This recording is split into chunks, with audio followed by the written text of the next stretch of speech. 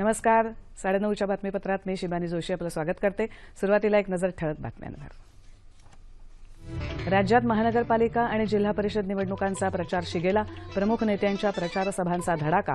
आरोप प्रत्यारोपांच्या झडू लागल्या फैरी. नियोजनाअभावी बकाल झालेली शहरं सुधारण्याला भाजपाचं प्राधान्य. मुख्यमंत्री देवेंद्र फडणवीस. केंद्र आणि राज्य सरकार सर्वच पातळ्यांवर अपयशी ठरलं असून विकासासाठी सत्ता बदल करा. विरोधकांचं प्रचारसभेत आवाहन. उत्तर प्रदेश विधानसभा निवडणुकीच्या पहिल्या टप्प्यासाठी आज 73 जागांवर सरासरी 64% मतदान. शत्रूच्या क्षेपणास्त्राला हवेत नष्ट करण्याची क्षमता असलेल्या देशी बनावटीच्या पीडीव्ही क्षेपणास्त्राची यशस्वी चाचणी. आणि हैदराबाद क्रिकेट कसोटीत तिसऱ्या दिवसअखेर बांगलादेशच्या भारताविरुद्ध 6-322 धावा. नमस्कार. आणि आता सविस्तर वृत्त. राज्यात महानगरपालिका आणि जिल्हा परिषद निवडणुकांचा प्रचार शिगेला पोचला असून प्रमुख नेत्यांनी प्रचार सभांचा धडाका लावलाय. आरोप प्रत्यारोपांच्या फैरी झडू लागल्यात. मुख्यमंत्री देवेंद्र फडणवीस यांनी आज ठाण्यात प्रचार सभा घेतली. नियोजनाअभावी बकाल झालेली शहरं सुधारणं याला भाजपाचं प्राधान्य आहे असं मुख्यमंत्र्यांनी यावेळी सांगितलं. ठाण्यात आजवर सत्ताधाऱ्यांनी कंत्राटं आणि टेंडरमध्येच रस दाखवला असा थेट आरोप त्यांनी यावेळी केला. सांडपाणी आणि घनकचरा हे शाप न समजता त्यावर प्रक्रिया प्रकल्प उभारून या समस्या सोडवण्याचं काम सुरू केलं असल्याचं मुख्यमंत्र्यांनी सांगितलं. हातात सत्ता दिली तर येत्या 5 वर्षात ठाण्याचा कायापालट करू अशी ग्वाही त्यांनी दिली. भाजपा सरकार शेतकऱ्यांच्या पाठीशी खंबीरपणे उभं असून ग्रामीण अर्थव्यवस्था सक्षम करण्यासाठी राज्य सरकार प्रभावी कार्यक्रम राबवत आहे असंही ते म्हणाले. आज उस्मानाबाद जिल्ह्यात उमरगा इथे झालेल्या प्रचारसभेत त्यांनी हे वक्तव्य केलं. बीड जिल्ह्यातल्या तेलगाव इथेही आज मुख्यमंत्र्यांनी प्रचारसभा घेतली. 2018 पर्यंत बीड जिल्ह्यातल्या प्रत्येकाला घर देण्याचं आश्वासन पूर्ण करण्यात येईल अशी ग्वाही त्यांनी यावेळी दिली. आघाडी सरकारनं गेल्या 15 वर्षात जेवढी शौचालयं बांधली तितकी शौचालयं भाजपा सरकारनं अवघ्या 2 वर्षात बांधली असा दावा मुख्यमंत्र्यांनी यावेळी केला. माजी उपमुख्यमंत्री दिवंगत गोपीनाथ मुंडे यांच्या जन्मतारखेच्या वादावरून त्यांनी अजित पवार यांच्यावर टीकेची झोड उठवली.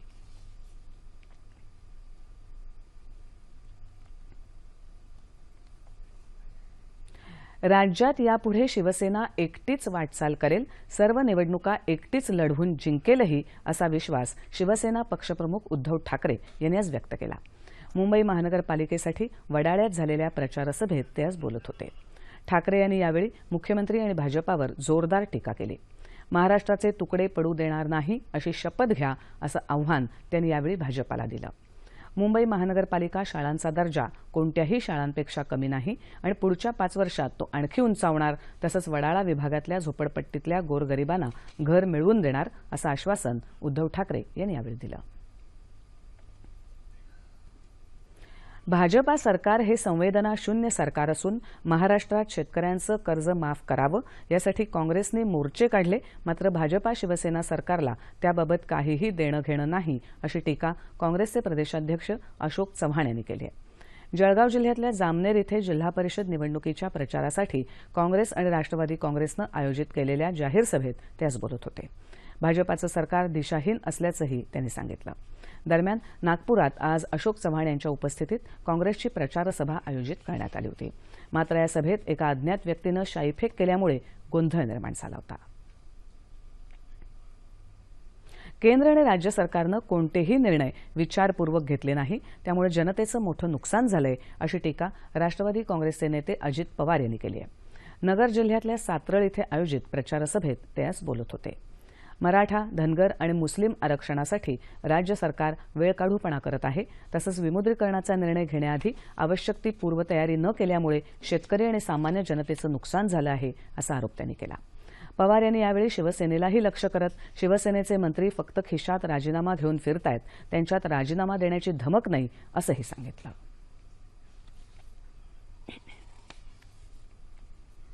राष्ट्रवादी काँग्रेस पक्ष हा तत्वांचा पक्ष आहे असं खासदार सुप्रिया सुळे यांनी म्हटलंय. उस्मानाबाद तालुक्यात पाडोळी इथे त्या आज जिल्हा परिषद आणि पंचायत समितीच्या निवडणूक प्रचार सभेत बोलत होत्या. शेतकऱ्याला उत्पन्नाच्या 50% जास्त दर देऊ, 7/12 कोरा करू, पिकांना हमीभाव देऊ असं म्हणणाऱ्या सरकारनं यापैकी अद्याप काहीही केलेलं नाही अशा शब्दात सुप्रिया सुळे यांनी राज्य सरकारवर टीका केली. सेना भाजपानं एकमेकांची उणीधुणी काढावीत, त्याला आमचा विरोध नाही, मात्र त्यांनी महाराष्ट्रासाठी काय केलंय याचं उत्तर द्यावं असं त्या म्हणाल्या. यावेळी आमदार राणा जगजितसिंग पाटील उपस्थित होते. सरकारनं विमुद्रीकरणाचा निर्णय घेऊन ग्रामीण भागातल्या सामान्य माणसालाच कॅशलेस केलंय असा आरोप विधान परिषदेतले विरोधी पक्षनेते धनंजय मुंडे यांनी आज केला आहे. परभणी जिल्ह्यातल्या ताडकाळास इथे जिल्हा परिषद आणि पंचायत समिती निवडणूक उमेदवारांच्या प्रचारसभेत ते आज बोलत होते. केंद्र आणि राज्य सरकारमुळे शेतकरी आणि गोरगरीब जनता यांची परिस्थिती विदारक आहे असं सांगत त्यांनी भाजपावर जोरदार टीका केली. सत्ताधाऱ्यांना वेळीच आवर घालणं आवश्यक आहे, अन्यथा हे सरकार जगणं मुश्किल करेल असं मुंडे यांनी या प्रचारसभेत सांगितलं.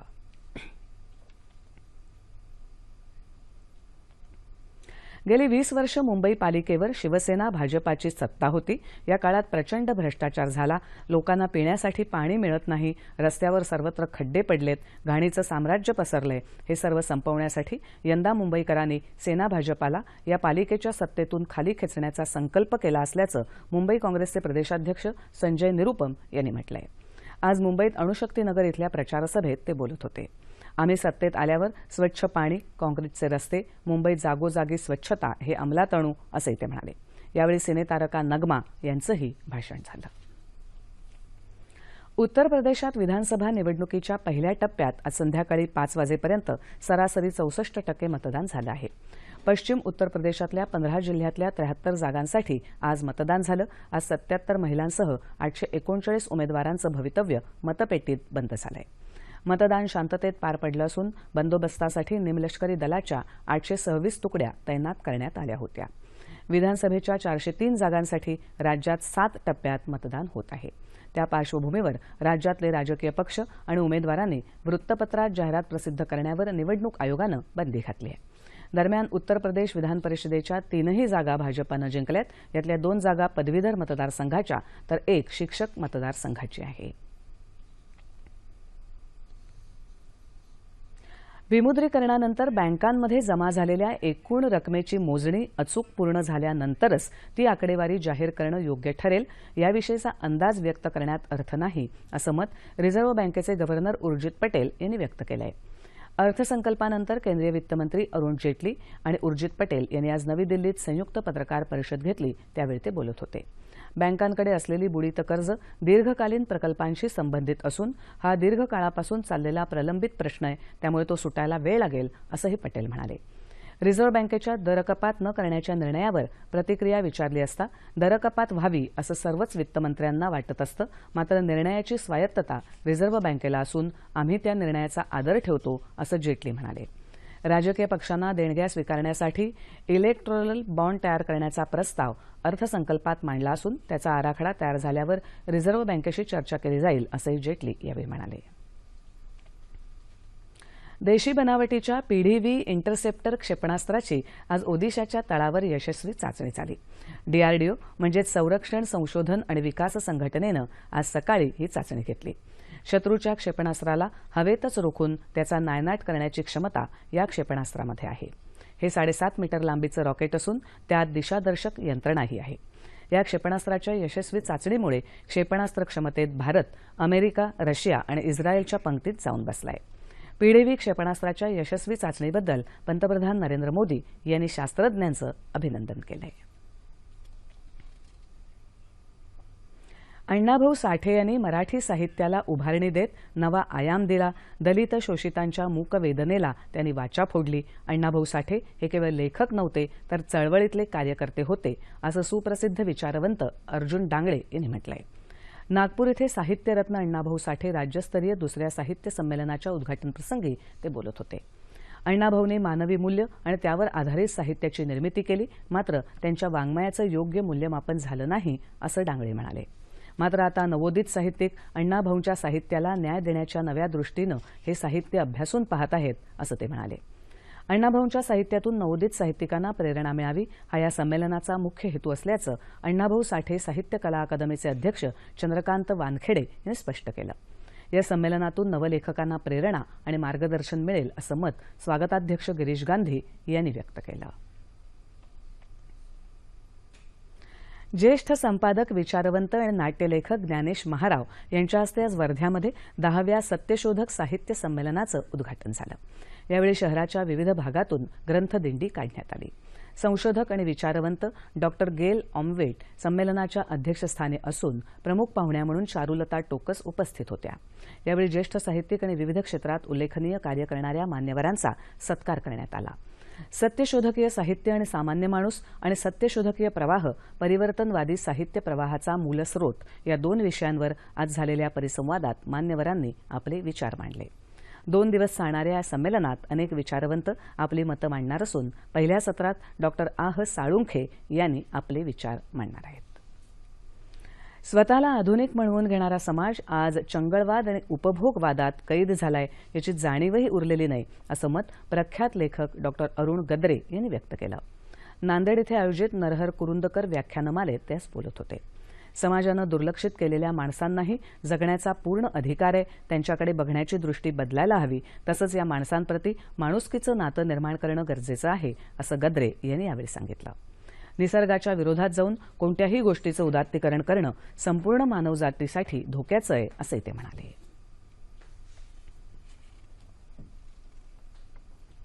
बॉम्बे मेडिकल काँग्रेसची 73वी वार्षिक परिषद आजपासून कुलाबा इथल्या अश्विनी सभागृहात सुरू झाली.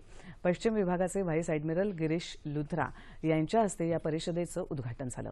भारतीय लष्कर आणि नागरी सेवांमधल्या वैद्यकीय व्यावसायिकांना एकत्र येऊन वैद्यकीय क्षेत्रातल्या नवनव्या संशोधनांवर चर्चा करण्यासाठी ही परिषद उत्तम व्यासपीठ आहे, असं प्रतिपादन लुथरा यांनी यावेळी केलं.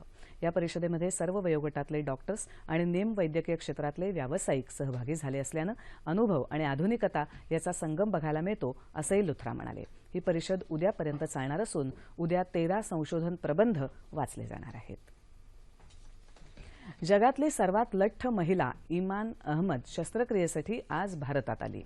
इजिप्तच्या या 36 वर्षीय इमानचं वजन अमर्याद वाढत असल्यानं मुंबईतल्या सैफी रुग्णालयात तिच्यावर शस्त्रक्रिया आणि उपचार करण्यात येणार आहेत.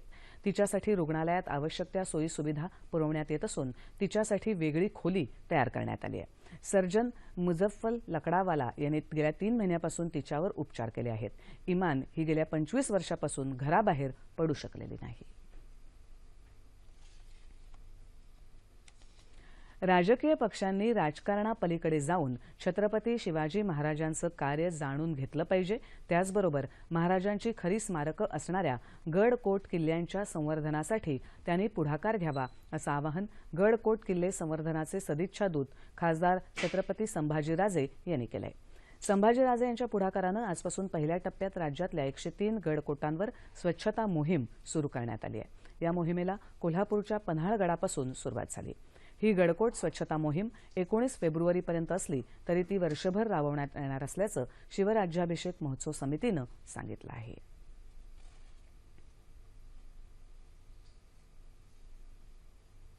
जनतेची प्रलंबित प्रकरणं सामोपचारानं सोडवता यावी यासाठी वाशिम इथल्या जिल्हा न्यायालयात राष्ट्रीय लोक अदालतीचं आयोजन करण्यात आलं होतं. या लोक अदालतीचं उद्घाटन मुंबई उच्च न्यायालयाच्या नागपूर खंडपीठाचे वरिष्ठ न्यायमूर्ती भूषण गवई यांच्या हस्ते झालं. न्यायालयीन प्रक्रियेत लागणारा विलंब टाळण्यासाठी लोक न्यायालय हा उत्तम पर्याय आहे. त्यामुळे पक्षकारांनी लोक अदालतीचा लाभ घ्यावा, असं आवाहन न्यायमूर्ती भूषण गवई यांनी यावेळी केलं. महाराष्ट्र राज्य मागासवर्गीय विद्युत कर्मचारी संघटनेच्या 19व्या द्वैवार्षिक अधिवेशनाला आज नागपुरात सुरुवात झाली. सर्वोच्च न्यायालयाचे माजी न्यायमूर्ती पी.व्ही. सावंत यांच्या हस्ते या अधिवेशनाचं उद्घाटन झालं. राज्यभरातून या अधिवेशनासाठी मोठ्या संख्येनं कर्मचारी उपस्थित झाले आहेत. 2 दिवस चालणाऱ्या या अधिवेशनात चर्चासत्र, कर्मचाऱ्यांचे सामाजिक आणि आर्थिक प्रश्नांवर चर्चासत्र आणि सांस्कृतिक कार्यक्रमांचं आयोजन करण्यात आलं आहे. आणि आता क्रिकेट. हैदराबाद क्रिकेट कसोटीत आज दुसऱ्या दिवशी बांगलादेशच्या पहिल्या डावात 6 बाद 322 धावा झाल्या. भारतानं ठेवलेल्या 687 धावांच्या आव्हानाचा पाठलाग करताना बांगलादेशचे 4 गडी 109 धावा काढून तंबूत परतले होते. मात्र 82 धावा करणाऱ्या शकीब अल हसननं संघाचा डाव सावरला. आज खेळ संपला तेव्हा मुशफिकीर रहीम 81 धावांवर तर मेहदी हसन मिराज 51 धावांवर नाबाद होते. उमेश यादवनं 2 तर इशांत शर्मा, आर अश्विन आणि रवींद्र जडेजा यांनी बांगलादेशचा प्रत्येकी 1 गडी बाद केला.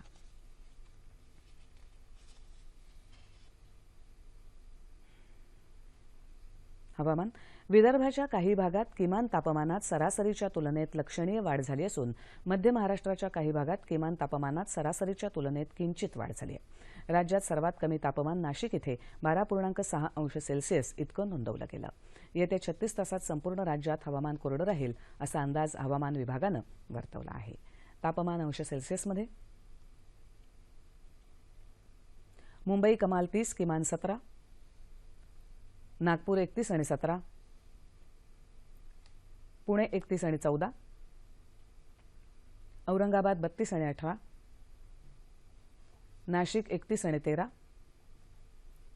कोल्हापूर 32 आणि 18, रत्नागिरी 31 आणि 17, सोलापूर 35 आणि 20 आणि अमरावती कमाल 31 आणि किमान 15 अंश सेल्सिअस. ठळक बातम्या पुन्हा एकदा. राज्यात महानगरपालिका आणि जिल्हा परिषद निवडणुकांचा प्रचार शिगेला. प्रमुख नेत्यांच्या प्रचार सभांचा धडाका. आरोप प्रत्यारोपांच्या झडू लागल्या फैरी. नियोजनाअभावी बकाल झालेली शहरं सुधारण्याला भाजपाचं प्राधान्य. मुख्यमंत्री देवेंद्र फडणवीस. केंद्र आणि राज्य सरकार सर्वच पातळ्यांवर अपयशी ठरलं असून विकासासाठी सत्ताबदल करा. विरोधकांचं प्रचार सभेत आवाहन.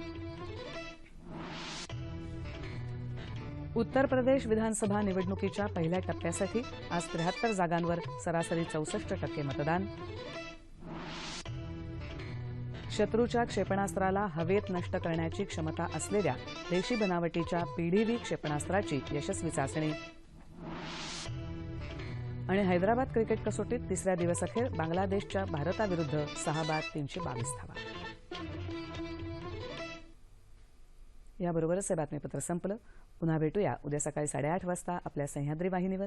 नमस्कार.